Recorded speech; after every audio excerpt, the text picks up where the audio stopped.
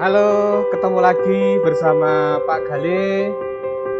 Kali ini kita akan lanjutkan belajar kita. Kita akan belajar trigonometri terkait dengan rumus penjumlahan sinus dan kosinus.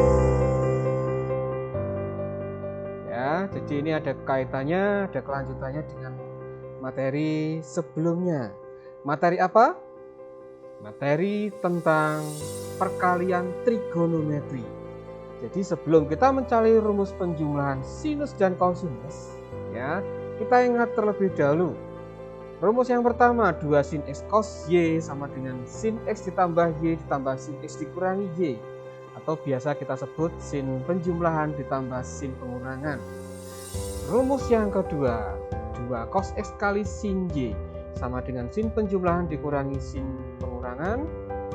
Rumus yang ketiga 2 cos x dikali cos y sama dengan cos penjumlahan ditambah cos pengurangan sudut.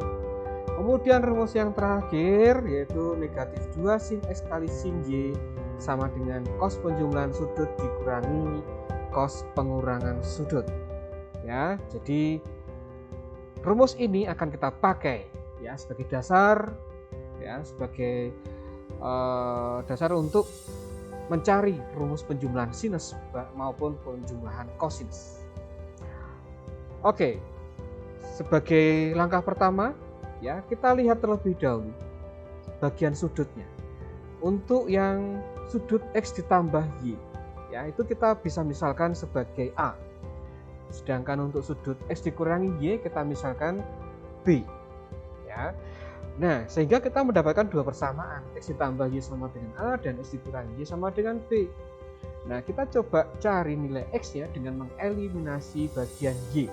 Sehingga kita dapatkan x sama dengan A tambah 2, A ditambah B dibagi 2. Selanjutnya, kalau tadi kita mengeliminasi y, sekarang yang kita eliminasi adalah x-nya. Kita kurangkan supaya x-nya hilang. Ya, sehingga kita dapatkan 2y sama dengan A dikurangi B. Dan y sama dengan A dikurangi B per 2. Nah, kita mendapatkan dua persamaan baru, yaitu x sama dengan setengah A plus B dan y sama dengan setengah A dikurangi B. Dua persamaan ini kita coba masukkan, kita substitusikan ke persamaan yang pertama. Ya, kita akan mencari rumus yang pertama. Kita manfaatkan 2 sin x kali cos y, yaitu sin penjumlahan ditambah sin pengurangan. Nah, kita pindah posisinya, ya kita tukar posisinya, sehingga yang ruas kiri karena x ditambah y adalah A dan x dikurangi y adalah B, maka yang ruas kiri berubah menjadi sin A ditambah sin B. Sedangkan yang ruas kanan, ya x dan y-nya kita substitusi dari persamaan yang sudah kita dapatkan dari hasil eliminasi tadi. Sehingga yang ruas kanan menjadi 2 sin A plus B per 2 kali cos A min B per 2. Atau bisa disebutkan sebagai 2 sin setengah jumlah sudut dikali cos setengah kali pengurangan sudut. Ya, jadi kita sudah mendapatkan rumus penjumlahan sinus yang pertama, yaitu sin A ditambah sin B. Ya, oke. Tentunya nggak bingung ya? Ya, saya yakin kamu pasti bisa. Lanjut kita ke rumus yang kedua. Saya ajak untuk mencari penjumlahan sinus, dalam arti di sini adalah pengurangan, yaitu sin dikurangi sin. Karena kita akan mencari sin dikurangi sin, maka kita pakai rumus perkalian 2 cos sin untuk mencarinya.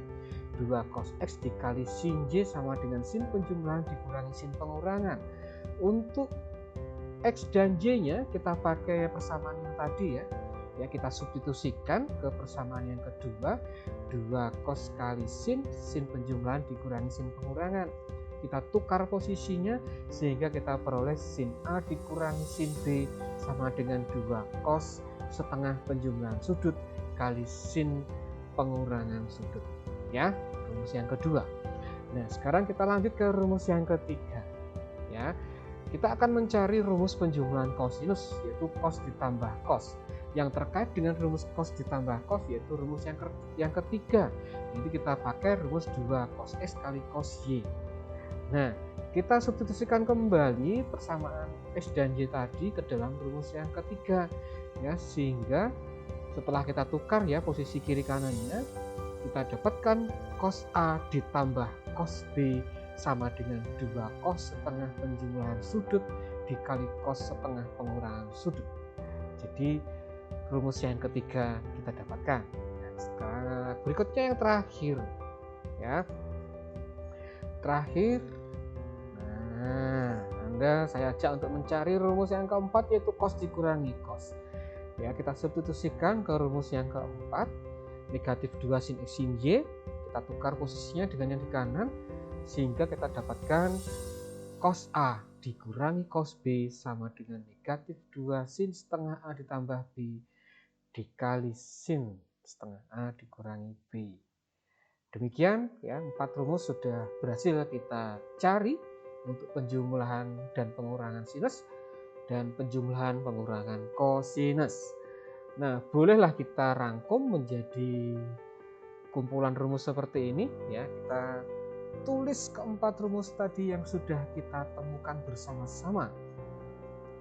Ya, saya harap Anda bisa menghafalkan rumus ini supaya nanti ketika menghadapi soal, menghadapi permasalahan, Anda bisa dengan cepat dan mudah menyelesaikannya. Oke, saatnya kita contoh soal. Nah, nanti di sini ada beberapa contoh soal. Ya, kita mulai dari contoh yang pertama.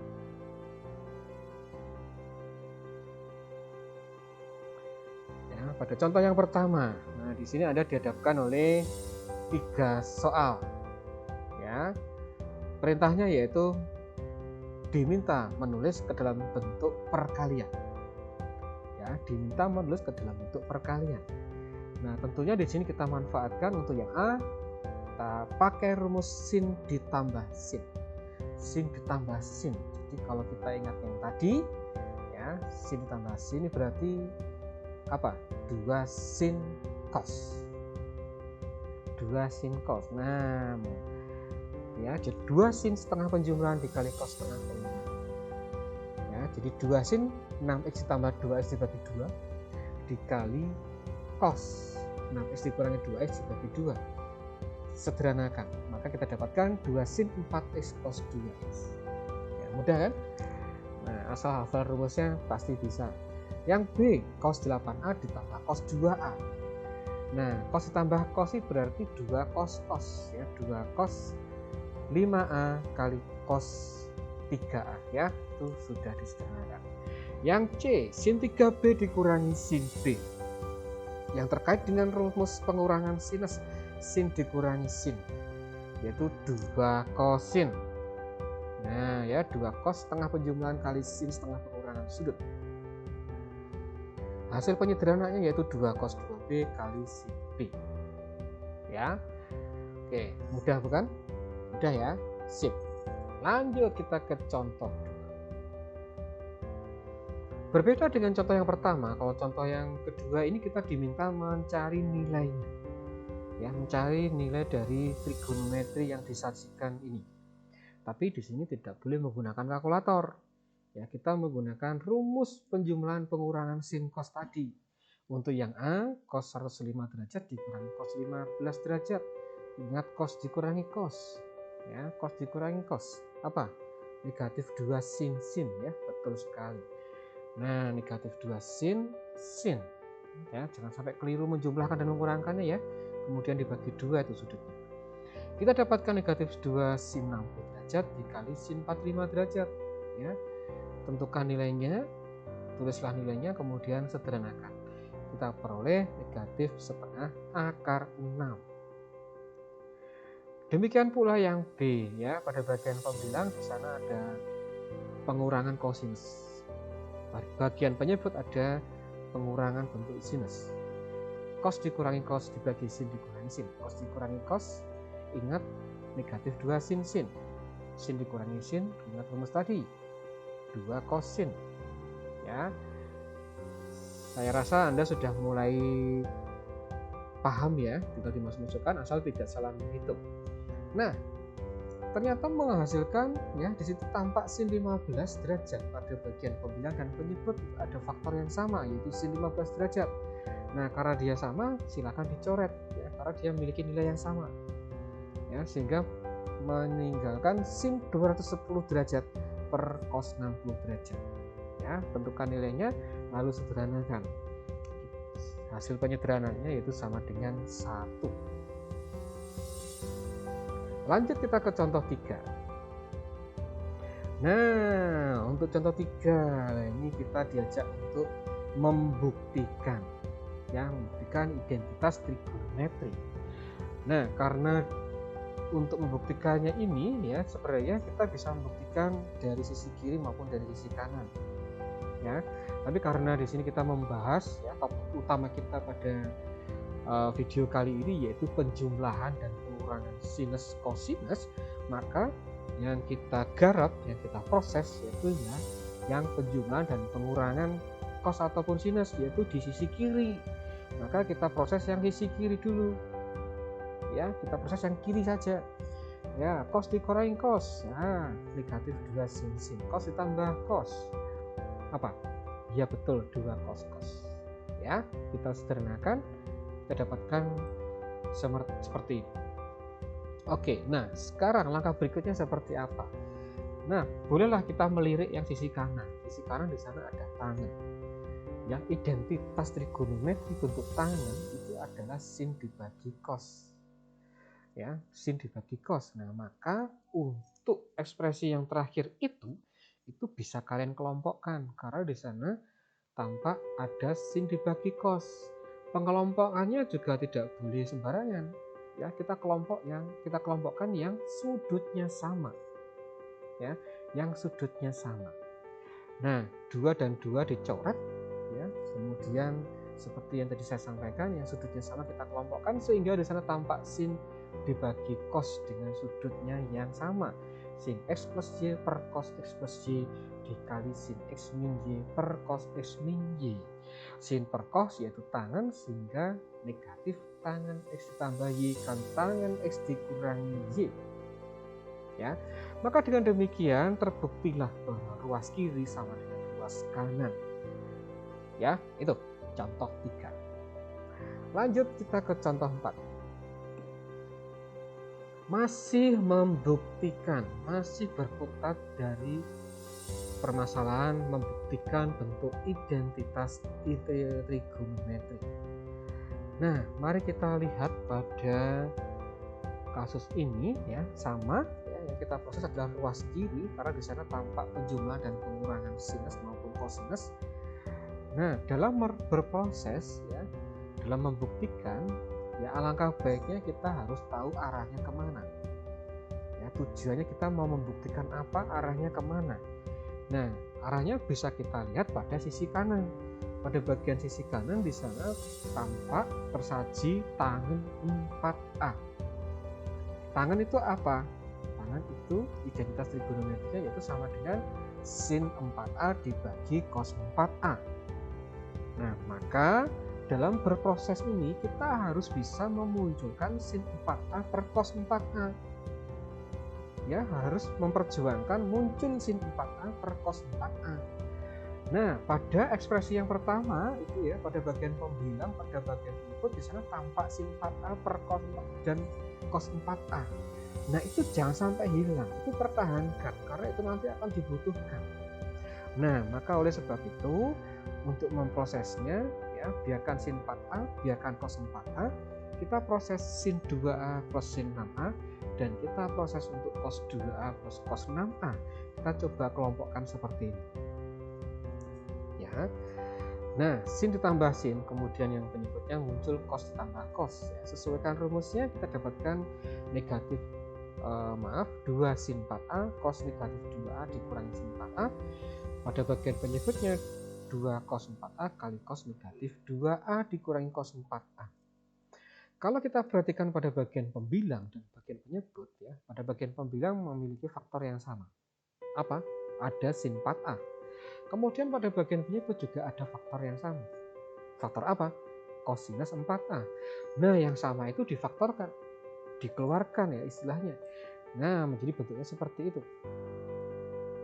Ya, sehingga bagian pembilangnya sin 4A dikali 2 cos 2A dikurangi 1. Bagian penyebutnya cos 4A kali 2 cos 2A dikurangi 1. Mungkin kalian bertanya, kok bisa negatif 2A menjadi 2A?